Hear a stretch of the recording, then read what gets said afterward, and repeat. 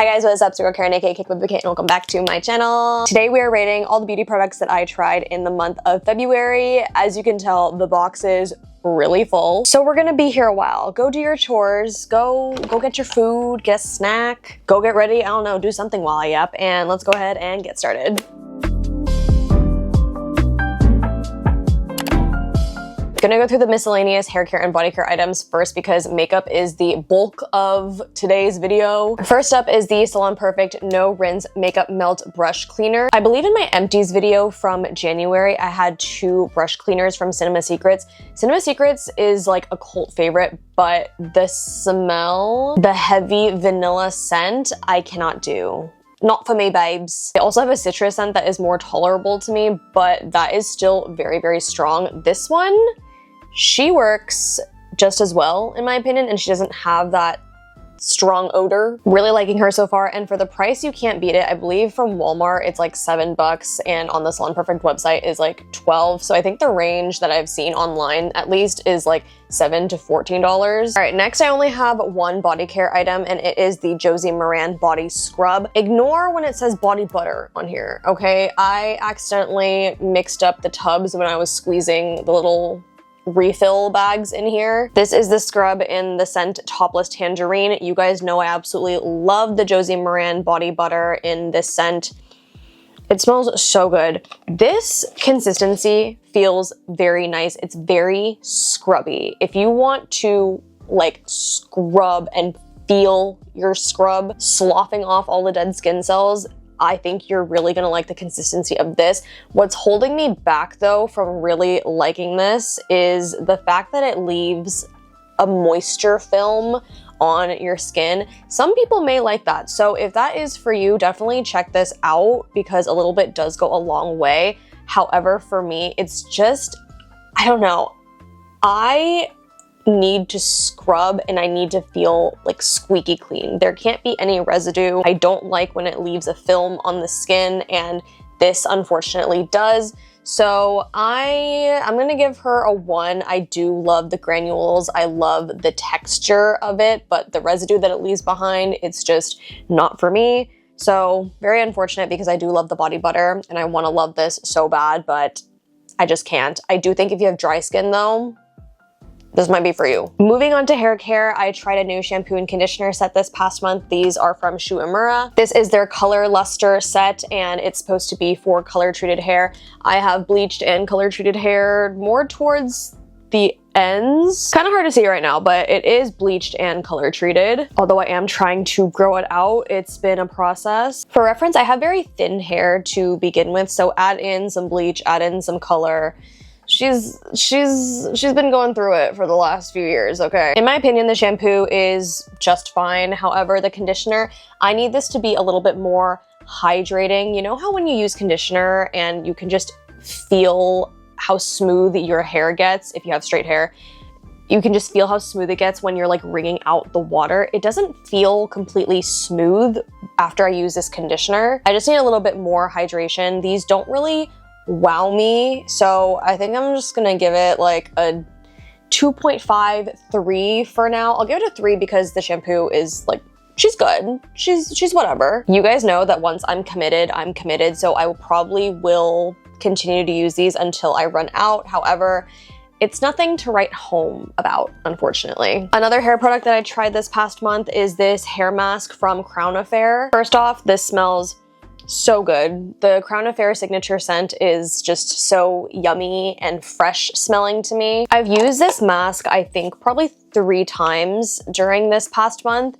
And while I do like it, I feel like I share the same sentiment as the Shu Uemura conditioner. Like, it's not hydrating enough for me. In my opinion, the whole Crown Affair brand is made for people who have hair like mine, hair that is more manageable. If you have curly or coily hair, I don't think it's gonna pack enough hydration for you. It's a pattern that I keep seeing in their products. Like this mask, I feel like it can be a lot more hydrating. While I do love their leave-in conditioner as well, again, I feel like it's for a certain demographic that doesn't need a lot of moisture for their hair. So I feel like I'm going off on a tangent about the brand as a whole, but for the mask, I'm going to rate it like a 2.5, 3. Also, the consistency consistency is definitely not as thick as the normal hair mask. So that tracks with it not being as hydrating as other ones on the market. Do I only have one skincare product this month? That's kind of crazy, but the one skincare product is the Cocokind Advanced Retinol Gel. I tried this after I finished my Glow Recipe Retinol Serum, and the textures between these two are pretty different. This one definitely is more thick versus the Glow Recipe one, it's a serum. I haven't noticed any reaction from my skin. When I first tried this out, I did gradually increase to using this. So at first I was using this every other day, and then I started using it every day, only at night though. So this has 0.5% tri-retinoid complex, and they also have a beginner version. So if you were like me a few months ago and you were just kind of worried about starting retinol, you can definitely try out the beginner one before you go into this guy. I will say though, I did have a few clogged pores and blackheads in this area. I wish I took a picture to show you guys, but it honestly is just so minuscule sometimes that it's hard to capture, but I did notice that they significantly decreased and almost kind of just disappeared once I started using this gel. Truth be told, it's only been 2 weeks since I've started using this, so I don't feel comfortable giving a set rating as of right now. I will probably give my final rating once I finish this tube, but for now, I'm gonna give it a 3.5. All right, moving on to the bulk of this video, which is the makeup category. I'm gonna do this in the order in which I do my makeup. So the first product is the Milani Conceal and Perfect Blur Out Smoothing Primer. This has the most interesting consistency. It feels like one of those silicone primers circa 2016. It has this little frosty look to it, and you don't think that it's going to be hydrating, but it is. And it also has like this really nice cooling effect. I'm using it today underneath my complexion. I like this just fine. I think the makeup wears beautifully over top. The appealing part of this to me is just how hydrating it feels and the cooling sensation that happens after you apply it. It also comes with a little spatula, which I always appreciate, but I am a little menace and I just like to use my fingers. Gonna give her a 3. All right, let's talk about complexion. While we are on the topic of Milani, they did come out with a new skin tint stick. Rumor has it, this is supposed to be a dupe for the Fenty Ease Drop skin tint stick. Once this warms up to your skin, it glides like none other. And at first I was very skeptical because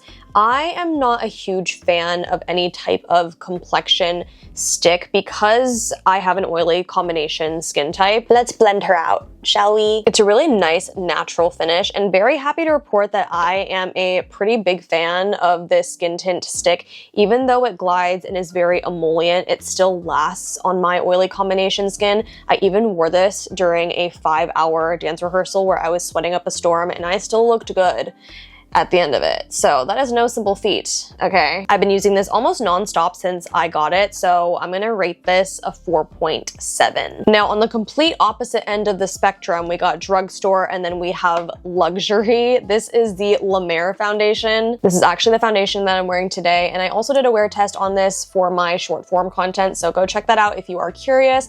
This is $150.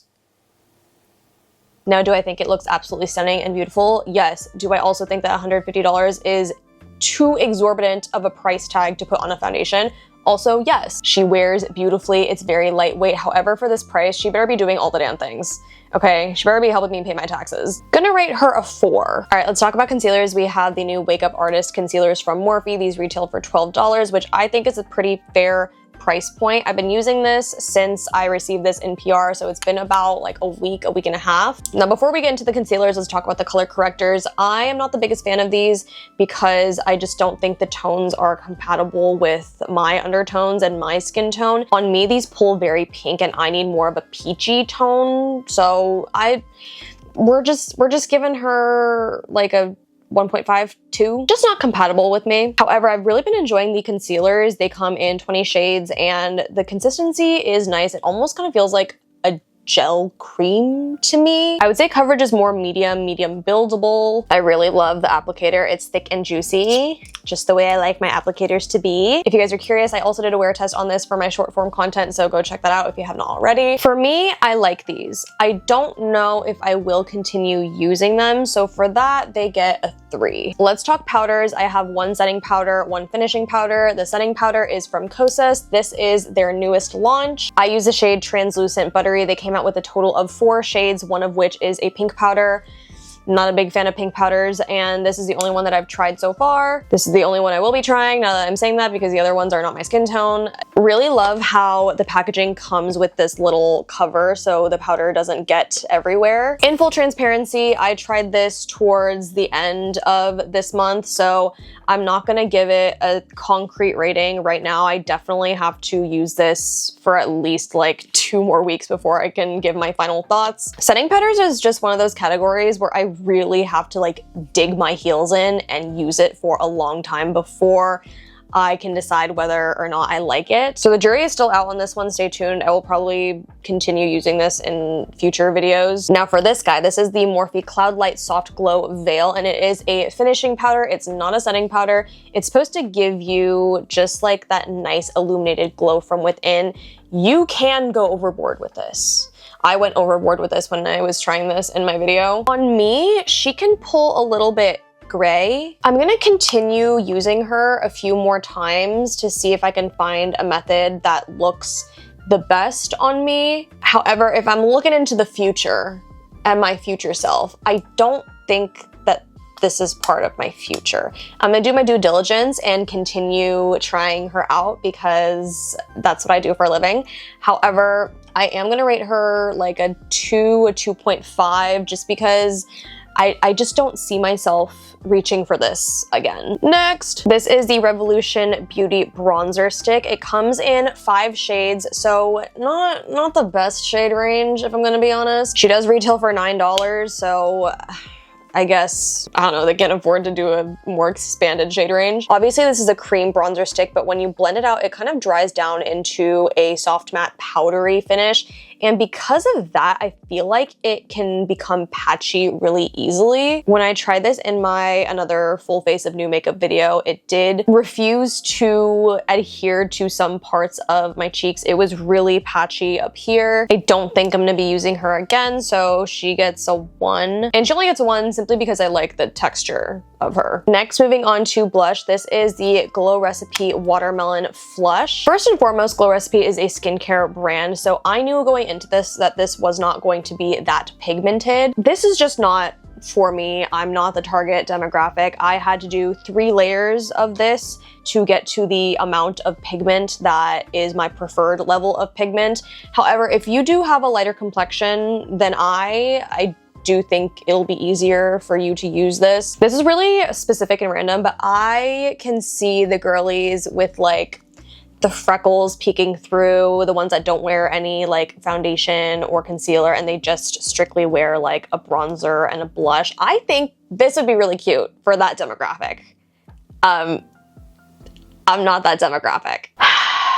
These are the new Urban Decay Face Bond Luminizers. I do enjoy the Face Bond foundation, okay? She's waterproof, she's bulletproof. I can wear her in the pool for a whole day and she'd still be on me, okay? I don't know why I expected these to be different. I expected these to be more hydrating, have a little bit more slip, a little bit more glide, but these are waterproof as well, so they dry down very, very quickly. I'm not gonna harp too much on these because I feel like I already said my piece during my full face of new makeup video, the most recent one. So I will link that down below if you guys are curious about my in-depth thoughts on this whole launch. But for me, it is gonna be a 0. Moving on to the eyes, I only tried one eye-related product in the month of February, and this is it. These are the Salon Perfect Supernatural Under Lash Extensions. I am wearing them today. I very much enjoy these. The band, non-existent. Love that. It seems like everybody is coming out with their own version of lash clusters, DIY lash extensions, and I am here for it. You guys know I was on my Kiss Falscara shit, and then they started mass producing, and then the quality went way down, so I was on the Ardell train, and I feel like I'm still on the Ardell train, but these ones are like an underdog. They're just creeping up on everybody, and I feel like these are going to be very underrated. They are so comfortable. My only gripe with this line in particular is that the bond is not sticky enough to my liking. It doesn't affect the longevity of the clusters staying on my lashes, but because of the lower level of sticky and tackiness, I have a really difficult time believing that you can wear this for up to 10 days. Now, granted, I never wear these lash clusters for more than a day. I cannot be that person that has something glued to their lashes and like wash their face and go to bed. I just can't. I would just rather take them off and then like reapply the next day. So keep that in mind. Those are my preferences. I like the clusters of these, but I would prefer the bond and the glue of other lines, if that makes sense. All right, for lip products, I have 3. Let's talk about the Pixi Tint Fix. I don't think these are tints.